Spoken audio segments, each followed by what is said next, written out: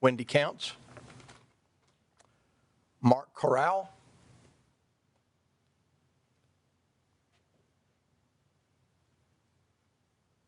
Good afternoon, Mr. Corral.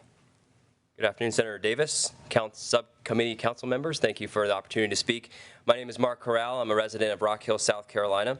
I am 100% pro-life, yet I am 100% opposed to this bill, and ask that you would not support this bill and put your full support into a bill that actually protects all life from the moment of conception.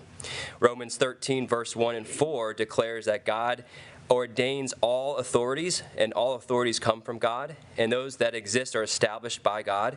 For it is a minister of God, an avenger who brings wrath upon those who practice evil. 1 Peter 2:14 says that governing authorities are sent by God for the punishment of evildoers and to the praise of those who do right.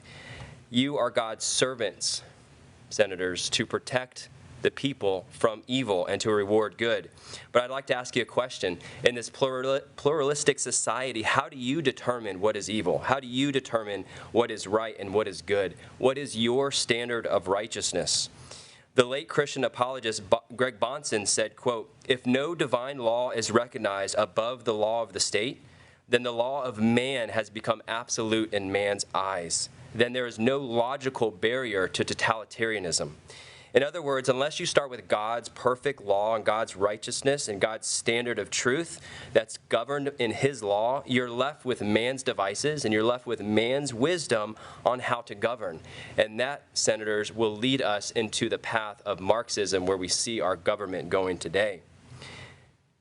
God's word unequivocally declares that God creates life inside the womb at conception, regardless of if a heartbeat can be detected or not.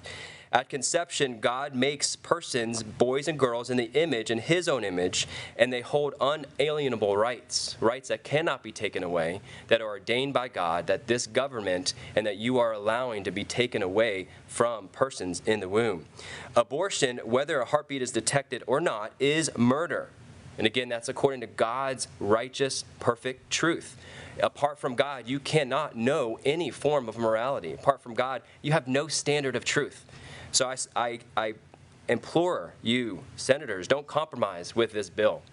Don't compromise. While it's great to save lives, what you're doing if you pass this law is you are supporting the legalization of murdering babies, who an abortionist or a technician who's in the business of killing babies is unable to find a heartbeat. So this bill in and of itself is discriminatory against some babies.